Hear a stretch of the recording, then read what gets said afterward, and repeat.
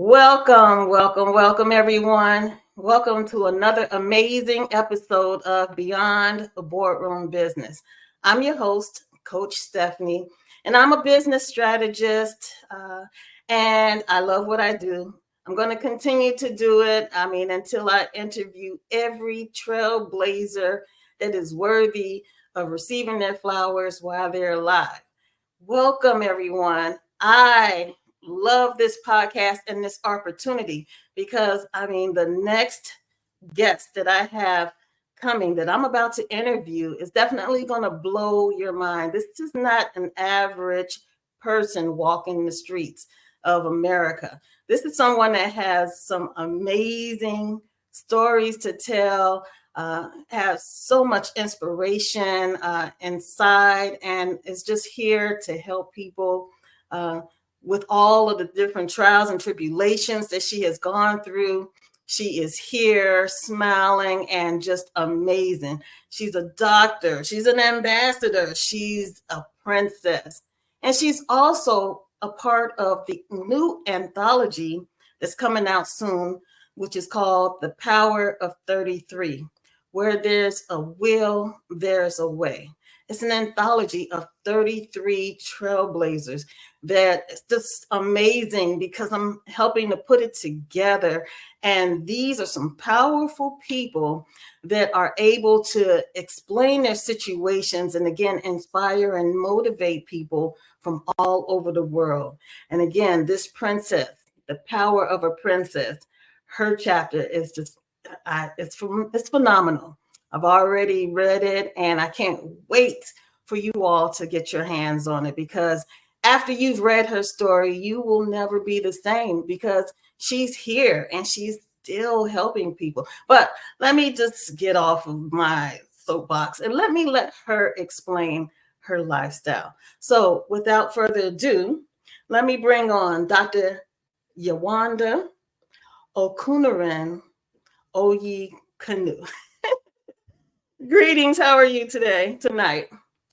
Greetings to you, Coach Stephanie. Greetings to everyone listening. And I'm so grateful for the opportunity to speak today, I must say, because I know that when I was approached to send my story, I felt like I didn't have something to write because it was the power of peace. And while speaking with you, and you had to pick a special P for me and say, okay, why don't you just talk about the power of a princess? And it just fit in. And I was shocked when I started writing because that's just a draft I sent you. And I think that the book will be out soon. And especially the movie and the posters have been out of me, being in my princess wear and people thinking it's a, photo shoot for a Disney princess. And I'm like, no, this is how real Yoruba princesses look, and it made me proud. It's different from theater acts when you're dressing as a king in a movie. When you're dressing, you have to be careful as a princess. Everything must be prim and proper. Oh, definitely. A princess story, a real life princess. I definitely could see the dolls for the next generations. Because you're real, you're not fantasy. And so please tell us about your humble beginnings. What makes you a princess? Yes. So in Africa, we are ruled by kings and queens, and Yeah. that was the norm before civilization, and everybody's talking about democracy and things like that. But up till now, kings and queens still rule in Africa to put their community into order. So what happens is, as a prince or as a princess, you're sent maybe to a neighboring town, or you're sent abroad to go and learn a skill because you're next in line to the throne, and the kingdom does not want a weak monarch. So Right. it depends on your role in the royal family. So I am from Okunoren royal family, which is part of the Koyelu ruling house. So there are four ruling houses in my kingdom. And out of those four ruling houses, so my ruling house is one of the ruling houses, meaning that there's a rotation of baton. So it's not like people are voting for their leaders. No, there's a rotation of baton. when the town was set up, there's already a law that this is going to be the next king or it's going to be rotated. So among those four ruling houses, we try to work together. So even if it's not the turn of your royal house to rule, probably maybe you ruled the last time and then there's no male child, so they could take the baton elsewhere and somebody else will come. But they rely so much on traditional beliefs, so they have to seek the ancestors and be sure that this person we are presenting as king or regent is going to make our town safe, because in Yoruba culture, I'm from Yoruba tribe, it's an abomination to sit on the throne you are not meant to sit on. It leads to disasters not only for the royal house but for the kingdom. And at the end of the day, there are some practices which are forbidden, in modern times, where they may say seven maidens. These are ladies who are virgins who are hoping, oh, one day I'm going to get married. And then they are called upon to come and save their town. And they have to carry maybe a calabash or something, 12 midnight. They bring seven of them, or they tell them to go to a stream or a forbidden forest. That was how we lived in Africa, before civilization. But now the system we have is so different that it doesn't support the royal families. Practically, there are some royal families that are now extinct because they don't have a voice. But one thing the royal families have in common, whether they're European royals or they're African royals, the thing they have in common, even in Asia, is that the people in the royal houses have some form of training. Okay. I wouldn't want to compare European royals and African royals and Asian royals, but if you look around in the world today, you see that up till today, royals still go on training. It could just be, oh, maybe there's war in a neighboring town, and if there's this adage that says if your neighbor's house is on fire and you don't bother, then your house is going to be hit. But they normally have people who are in charge of wars, who are like the chief of defense staff. So in Yoruba land we call it Balogun. So the Yoruba tribe is an architecture that is solid.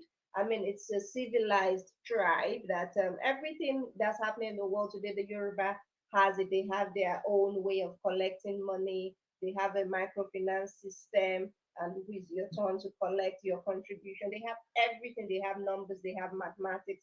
They have everything. If you go to Ile-Ife today, so we are part of Yoruba culture, but we have a history. So there's Oduduwa and there's the House of Oduduwa, which is Ile-Ife, and I do work with them. I was a chief judge for the last beauty pageant at the palace, and I couldn't make the trip to Nigeria. I just lost my dad, and somebody represented me, and he had fun. When a princess is invited and she can't make it and sends one of her staff, maybe the head of my engineering team, and say, "Would you represent me? It's just a weekend at the palace." Oh, that's all right. And this they had fun, so I used my opportunity of being a princess to support the youth. Yes, the youth, the age of the youth is different in Africa. Oh yeah. What United Nations calls youth, or what Commonwealth calls youth, might be different from what is called youth in Africa. Youth in Africa is just a mindset. You might be 70 and be a youth, because on Monday, just yesterday, was International Youth Day, United Nations International Youth Day, and I dressed up, of course. I've worked with UNICEF as a volunteer in my state of deployment and rose to vice president. So that is my first experience working with the United Nations, and I did well. So I always love talking to the youth. It was an HIV prevention assignment, and being a biochemist, I wanted everybody to get tested, know your HIV status. And that's how my life started, with United Nations. But I've been volunteering as a princess. It was just so funny yesterday when I hosted the youth. I couldn't be there because I had a protest, and they were telling me that their event was hijacked by widows. I think there's an echo. Oh no, you're fine. You're Yeah. fine. they were telling me that Dr. Yewande, you wouldn't believe it, that the program we planned, because I want them. I'm not having any youth day. If you want to protest, go protest. But I'm not sending you gifts after protesting because you've given up your gifts for youth day to go and protest. So stick with it. So last year they were all planting trees, and people were asking them who asked you to plant trees, and they were like, Dr. Yewande asked us. I felt powerful. And you know, people were just ringing. Why is everybody planting trees? Who is this? Who is this? Yewande? I said, I beg your pardon. I'm not just a person. I'm a princess. So if I said that the youth should sweep the streets, they sweep the streets. So this is the power that we have as royals. And in Africa, if you want to be the president of a country, I wouldn't name countries now. The first thing you do is to go greet all the royals, explain what you want to do as a governor, as a local government chairman, as a leader, go to the governors and put your team together, and then you go see the royal houses and you explain. It is the royal houses that will now speak to their communities to vote. So before the election, there's already a winner as long as you've seen the royal houses. So the king can determine that this person is fit to represent us in this constituency. So there's already a meeting before the election to say, okay, if we will become president, who's going to represent my town so that my royal house is safe? The royals are now concerned all over Africa. For me, my story is different. I'm the first child of my father, but my father wasn't the crown prince. So I had to learn my royal experience from the crown prince, who was the first son of my grandparents. However, when people see me and they say, "Oh, Omo Aremo, that's the daughter of the crown prince," and I'm like, I can't argue because I can say, "Oh, I'm not his daughter, I'm his niece." So in Yoruba land, when they say Omo, Omo means child. There is nothing like niece in Yoruba language. There is Okay. nothing like nephew. There is nothing like half brother. A brother is a brother, a sister is a sister. And Yeah. I've learned to live with this all my life. That in Yoruba land and in other African cultures, as long as you're from the same town, so everybody in Yoruba land, we're all brothers and sisters because our father Odudua, had seven sons, and we have, people from Benin, we have Oyo, we have Ife, all coming together. So there is now a day marked Yoruba Day. I try to focus on advancement. It's unfortunate that the Yoruba tribe is the tribe that is most affected by slavery and is still happening today. So when there was, slave trade, to Americas and Europe, it was painful that it was Yoruba tribe that was easily, manipulated because the Yorubas are welcoming. If you go to a Yoruba man's house, I mean, before 1 hour in his house, you've had, desserts, you've had everything, you've had three, everything you need, starter, main meal, dessert, and I was trying to have a party back home that I'm preparing for my fellowship exam in the American College of Healthcare Executives, and I need a lot of volunteering activities. So I've had people who have been supportive to give me opportunity to volunteer at their organizations, but I always try to hide my true identity, Gotcha. because immediately they find out you're a royal, they think you're a spy, Um, and then my late husband was a pharmacist. So if I go out and say, "Oh, I just need a job, to keep me busy because I lost my husband," oh, sorry. But when they say, "Oh, your husband, what did he do? He was a pharmacist. You can't work here." So these are the challenges I've had, and I'm grateful to International Human Rights Commission. You can see I'm wearing New York. I got my hat at John F. Kennedy Airport. So I like things I love traveling. So International Human Rights Commission is now registered in New York.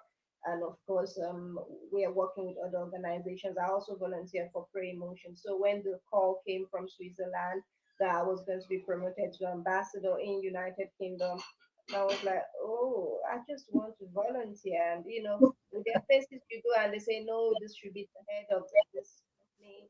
And you can't keep saying I should be the head of a company. It's not my company. I'm only here to work. So that's why I have to hide my real identity, and also for security reasons. My late uncle Aremo Akarigo, he was crown prince, and he was crown prince to late Shonariwo. I remember when he died. In my story, I wrote about when he came visiting, and he made sure I stayed in the royal house because I was staying, somewhere with friends where my friends can come easily. And he says, no. I said, but it's my uncle's house. He says, no, that's not your house. You have your own house.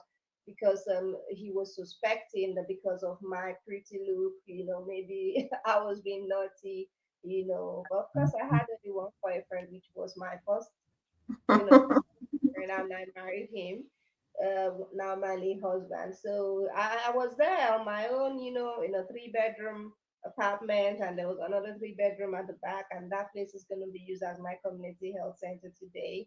And he just knocked on the door, and wow, I opened the door and found the prince. I was like, he could have asked him to come see him. Why did he come himself? If everything is all right, my heart was racing because my boyfriend was in the bathroom. I Oh, was wow. hoping that he would just say he wanted to stay and go away, and then my boyfriend just came out, and I didn't know what to do because I've seen him slap. I've seen him slap his brother before. Oh, When he was hurrying him up, we need to bury our mom now. And he was like, when his mom died, that was when he rose, he ascended. So, and he was having parties with his friends, indoor, and we were outside in the sun waiting for the wakekeeping. And it says the wakekeeping starts when I say it starts. whoa. So I sometimes I know that my dad was in the army, but I used to have this personal feeling of accomplishment that my uncle is someone that my dad is scared of as well. So if my dad is doing anything, I'll just look. If you see the crown prince, you feel like urinating. Like Oh, you wouldn't ask you what's wrong, you would just start confessing. So wow. he was a powerful crown prince, and security was secure when he was crown prince in Okay. Chicago. And now the world has changed, everybody's happy. Oh, I want to live in Chicago, I want to live in Lagos. There's no proper investigation of where this Mm, person is coming from, and that's why we're having a lot of crimes. I've been hearing stories, people want me to come help my town, that there's a lot of internet fraudsters. I'm not a police officer. The only right. thing I can do is to encourage the police to do their work. That it's not only my hometown, it's the world at large. I don't know what you mean by internet fraudsters, because if somebody says hello and you don't know them, why did you respond? So you are the Right. one responsible for your own security. The reason I'm saying that is because I grew up in a military environment. I was born in the Nigerian military hospital, yeah, the Lagos. So my dad was in the army. The only thing he wanted to do was be in the army. He studied music, so when there was a swearing in of a president, or governor, he would go with his band. He was the band commandant. So I play the piano, and Oh, I sing, and I play the flute. So when I'm looking after my dementia patients and they don't want to go to toilet, I promise to sing them the song if they go to toilet. Then there was this lady, a white lady that saw me at the care home and said, "You're a princess." I didn't want to answer. She says, "Tell me the truth. I know you're a princess. Where are you from?" And then I was like, "Why are you saying these things? I'm a carer." And she says, "No, don't think I'm stupid. I have friends." And she told me about her friend she used to write to, pen pal, from England to Nigeria. I think she had some special powers, but there are people in England that have special powers. I was in England at the time just doing my own thing as a PhD student, neuroscience. I felt like if I was in a care home, I will see all what I'm reading in the textbook physically. But, it was just too much because when you're beautiful, sometimes it's a problem. I mean, you could not tell people you're a princess, but what's this kind of face looking for in a care home? And then it happened that COVID happened. I had to wear a mask. I was so happy, but people could not see my face. And then wow. lunchtime, then I had people coming to, you know, It's lunchtime. Take off your mask. I'm like, yeah, I'm gonna take it off when you take your face. So I wasn't proud. And people were like, you should be proud of showing your face. I was in a Zoom meeting and somebody says, oh, Dr. Yewande is so pretty. She should always be on camera. And that was the last time they saw my face in that organization. Oh, wow. I'm beautiful, yeah, but I'm not a doctorate degree holder because I'm beautiful. I'm a doctorate Right. degree holder because I'm intelligent and I worked for it. You Woo. don't go to school to go and be a neuroscientist because you've got a pretty face. I remember when I was back home in College of Medicine, my friends would come and tell me, you know what my tutor said today? I said, what did he say? He said, you might make up all day long, but that doesn't save your patient. So having a pretty face in healthcare doesn't save my patients. So can you please stop looking at my face? Because even the patients had an issue. My service users would just beg that I want you and to take me to the cinema today. So it gave me an added advantage as a neuroscience researcher when COVID happened and I joined the Royal Voluntary Service. That's why I said all African and European royals and things like that, we all work together. So being in England when COVID happened and there was a Royal Voluntary Service, what else will I join? I'm a princess, but I don't have this opportunity back in Africa. There is no Royal Infirmary for Yoruba tribe, for example, to say, Yeah. okay, this is the hospital that treats our kings and queens and our daughters work there as nurses. That would be great. So I've learned a lot from the COVID pandemic, being stuck in England. Was like, okay, if I can't go out of the country and US borders closed, now well I can go into my country and as everywhere is closed. Okay, well, and I started saving lives under the ban of the Royal Voluntary Service. So I was posted to be a COVID-19 responder. There was no vaccine, so people were scared of dying. Just tell them to isolate and that's the end. So my role as a neuroscientist came to play. I was able to use that calmness I have because my friends always say Yolanda is always calm. You never know if she's troubled. I may be troubled, but I try not to show it because Okay. I've got rejected on a role I was doing for UNICEF. I was the vice president, and I felt I could portray what a teenager could feel about having HIV or being pregnant, and talking about things like that. And I was kicked out because I was supposed to cry.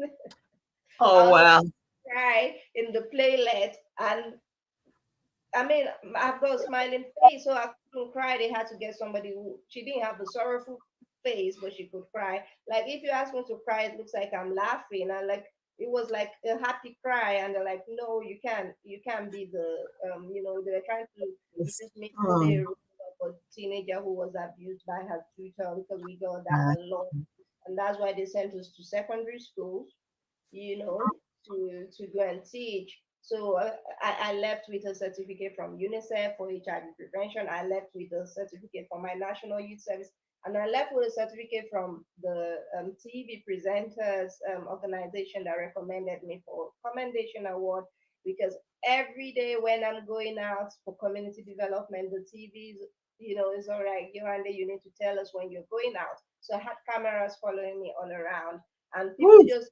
I had come to their town. I was deployed to their town.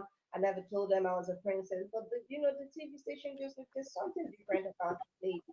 And then later they found out, and they're like, no wonder, no wonder. So being a princess starts from birth. It's not a role that maybe when I'm 16 I'm gonna be a princess. No, you were born that Right. way. So you automatically have mentors from day one. I mean, if Right. I was Nigeria, and I was at a party. Okay, maybe this is how I dress to the club. Okay, there's a club. Yoruba people like to hang out a lot. Friday night they have meetings. If you want to close a contract, you go to the club. You have time. You don't really have time to talk much at the office. So they just do their business at the club while having fun and they close the deal. And of course, this is how you dress. You wouldn't dress, like an African royal because you look Right. different and it could affect your business because I like to put business away from royalty. And there's sometimes you have to put royalty first because the royalty already signs the deal, before you speak. So, but sometimes at a disadvantage because people look like you're representing Yoruba tribe. I can't have Mm, anything because I'm not from your tribe. So you need to be neutral. You need to know when to be neutral. It's not everything, oh, wow. Yoruba this, Yoruba that. But my hat goes out to the Yoruba tribe all the time because when slave trade happened, it was majorly Yoruba tribe. And now the Yoruba tribe is not confined to Nigeria. You know, this was what I told them when I was chief judge at the beauty pageant, that you had a beauty pageant for Yoruba tribe, and the Yorubas in California were not invited. Where are the Yorubas in Atlanta? Where are the Yorubas in Brazil? Where are Mm, the Yorubas in Qatar? There are Yorubas in Dubai. So slave trade has taken our people far and wide, and this is where I come in. People don't tell the stories; they just talk about the stories of oh, slave trade happened and people came and took our people away. But we sold ourselves to slavery. Like I mm, said, if you want to be a president, you go see the king. So if you needed people to work on your farm, wherever country you're coming from, you go see the king. He's got loads of slaves in his, in his wow. yard. So there are people who have offended, the town or done something bad, and the king looks, oh, don't kill them, just put them there in the prison. In got every, Yoruba tribe is so developed, everything's there, architecture. If you go to Ifa, you know, you just be wondering. It's just like Egypt. There's something that says maybe we originated from Egypt and things like that. And then it just happened that slave trade happened, and slave trade cannot happen if they don't understand each other. That means there was a translator. So there must have been somebody who understood Yoruba and English, who would have been a middleman to the kings, Right. and what did they tell the kings exactly? So the UK and Ireland Black History Month is coming up in October. I want to read and tell the story. Then in those days, even European kings had slaves, Asian, Arabic, it was like their net worth because the number of people you have in your company is your net worth. So those slaves that work on their farm or things like that is their net worth. So how many acres of land, how wide your land is, Right. determines the size of your kingdom. So if you're Right. saying a king in Yoruba tribe, they have this saying that um, ìjòyè nílùú kan ó ju ọba ìmíì lọ, meaning that I might be a chief in this town, but I am higher than a king in that other town, maybe because they Okay. got small land mass. So there's an advancement in technology in the Yoruba tribe, so much that it was a trade by barter, and we really don't know what happened, but I am sure that slave trade is not something that happened only to black people. It's been happening since man was created, and Um, we sold ourselves to slavery to say maybe there was an agreement because this Black History Month coming up in October, and then the one U.S. and Canada, coming up in February. I'm right. going to be having events in London or Atlanta as planned. What my plan is just to have like an opening ceremony for them in October in London and in Okay. Atlanta in February. And we are going back to our roots. We're going to Africa. We are going to the slave trade. It has a name. It's called Point of No Return. Mm, For you to have a business deal and say point of no return, it's like saying these goods have been sold to you and they are non-refundable. yeah. So me being an ambassador at the International Human Rights Commission, I'm a bit tearful now. It's so painful to me because when you say something is non-refundable, and then these people have had independence, under Martin Luther King era, things have Yeah. changed, and even though they were free, okay, you're free to go as slaves, but this business deal says point of no return. Yeah. This is where we are going to talk about Black History Month. Because if you say these people have left, there is no return.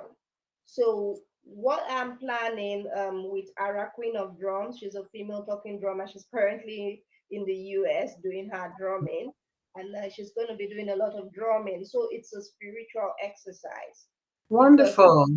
yeah, it's a spiritual exercise. So African Americans, British Caribbeans, Afro Brazilians are going to be coming home. So you're going to go through the point of no return to see how our ancestors were taken abroad. And Yeah. then it's going to be emotional because you can just take a plane and you're Mm. down in Nigeria, for example. If they got places in Ghana as well. So the whole of West Africa is going to be a tourist attraction. I'm currently working with Miss Tourism, in Ocean State, and we have a lot of beauty pageants and people that they are into tourism, they are into culture and things like that. So there's going to be another point, Okay. a point of Okay. return. So it's going to be a new business deal where I want to negotiate or renegotiate because it was negotiated and sealed for life. So Wow. what they're saying is the British, Caribbeans, African Americans, Afro Brazilians cannot return. So if they want to return, it's a spiritual exercise because Yeah. God knows what they've done to our fathers, whether be it's, the white or black or red. We've all done this together. It was a business deal.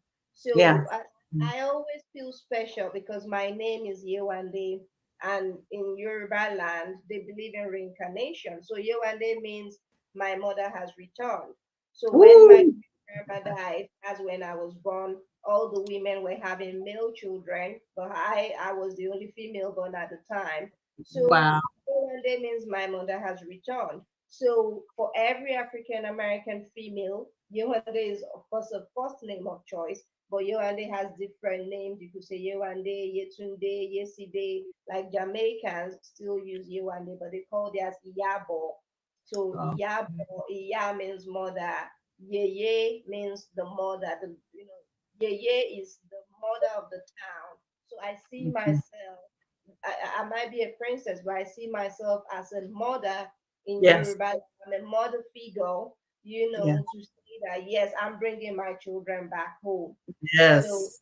if we get to point of no return, we want people to be able to come by sea. So the attire we've selected is deep blue and light blue, sky blue, to say we left by the deep blue ocean and we are Um, returning by the bright blue sky. And I that's love where it. a role to play because my own ancestors were not taken away by slavery. I don't know.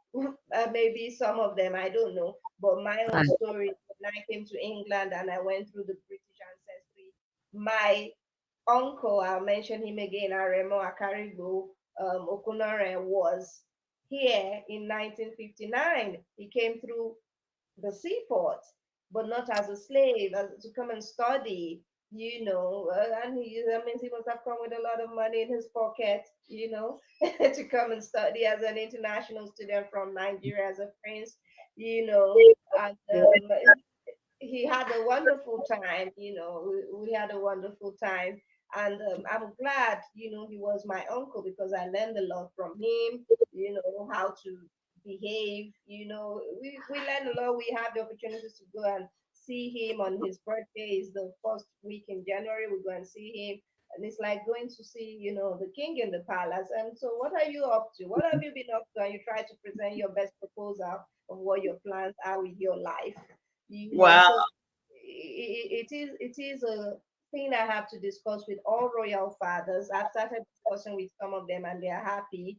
So that town has a king as well, and I'll share the video. So there was this water they had to drink, and it Mm. was a water of forgetfulness. So as a neuroscientist, that's where I come in. I want to test that water. I want to see if it truly has an effect on memory loss. And of course, I have to pray special prayers because this is water that nobody is allowed to Yes. touch.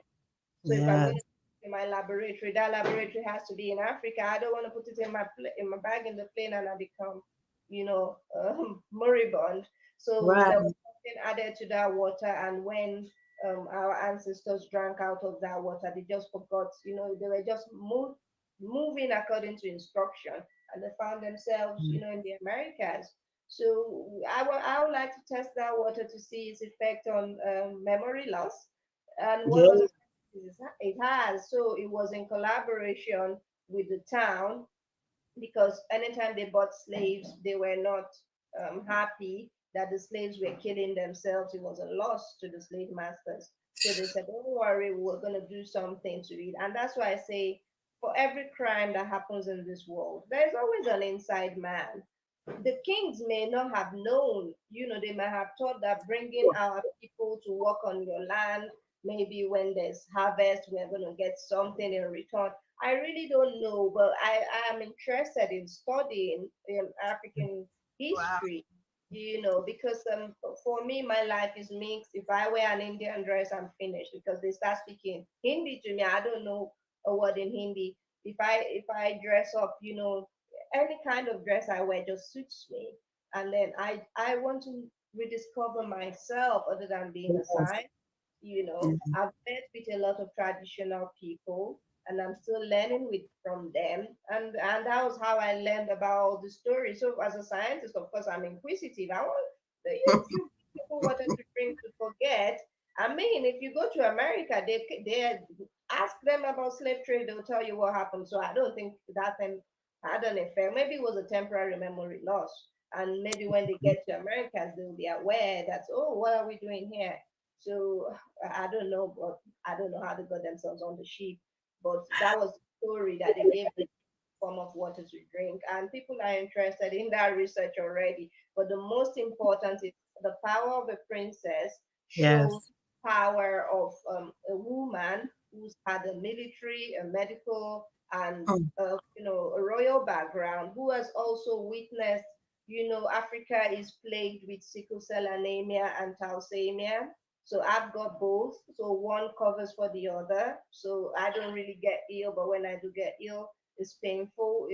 I experience so much pain that you just feel like everything should just end. So when you're in so much pain and you Wow. write an exam, for example, but I still did well. So I want to encourage black people to try research that will benefit their health, because of reasons that has happened. Tuskegee syphilis report, for example, black people don't want to be part of research, and I don't want to be used by pharmaceutical companies to test drugs in black people. So if Right. I'm going to test drugs in black people, it has to be made by me and tested by me. I want to know Yes. what I'm doing, and I want to make sure that everything is something I developed. Maybe I got the plants from Africa.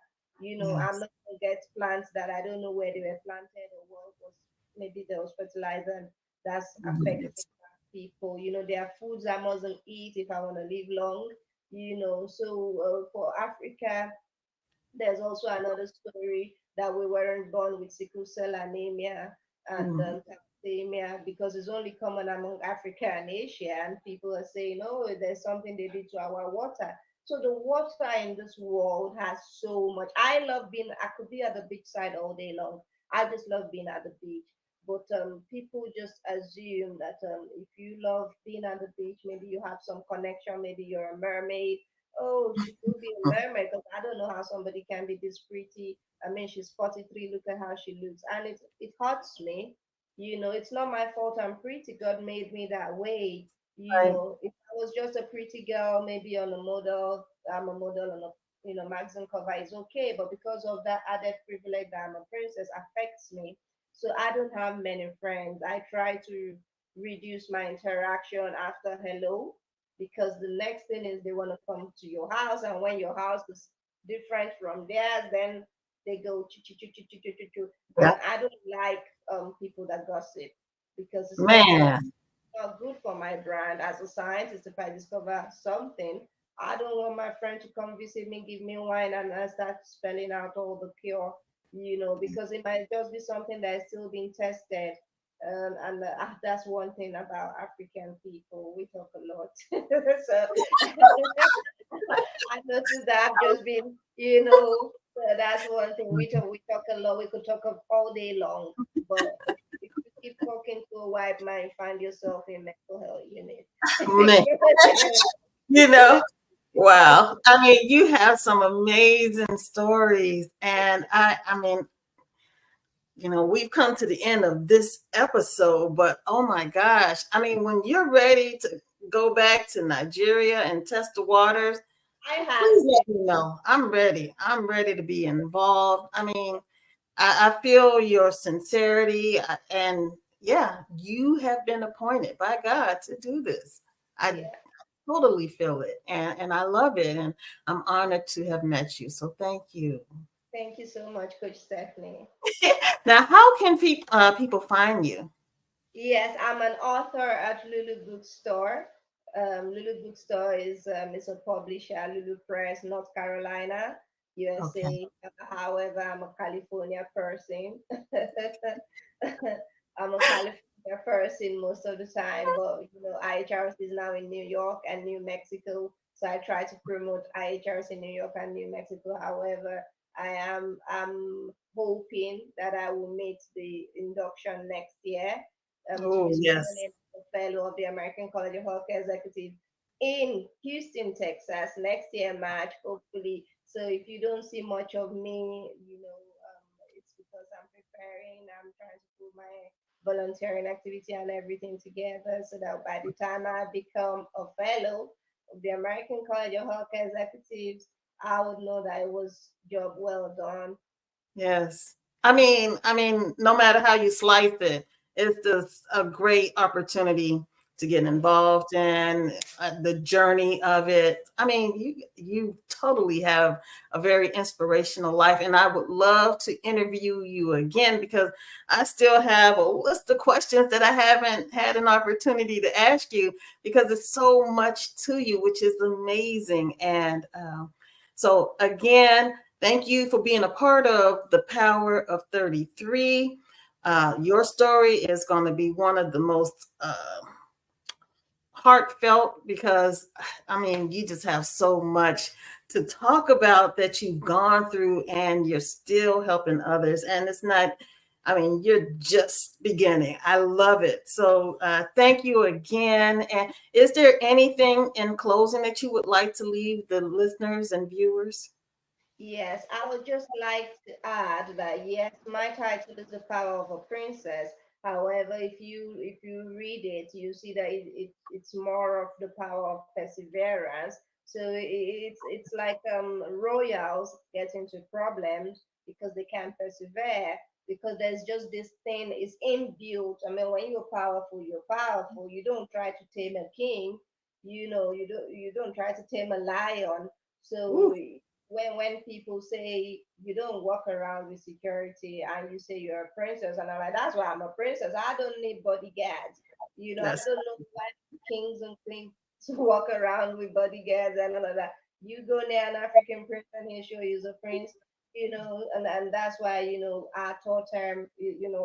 I always like to wear leopard print when I'm talking about royalty because you hardly find any king palace who's not got like a lion, a leopard, something to show power. Because in the animal kingdom, if we were animals, we will be the lions in the jungle. Where people will be scared of. So it's just like a trademark to say I'm a king.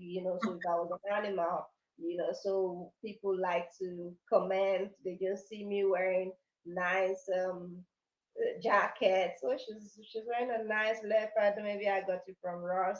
You know, and this jacket is really nice. I've gone shopping before, and I was trying to test something, and somebody picked up my clothing and was going to pay for it.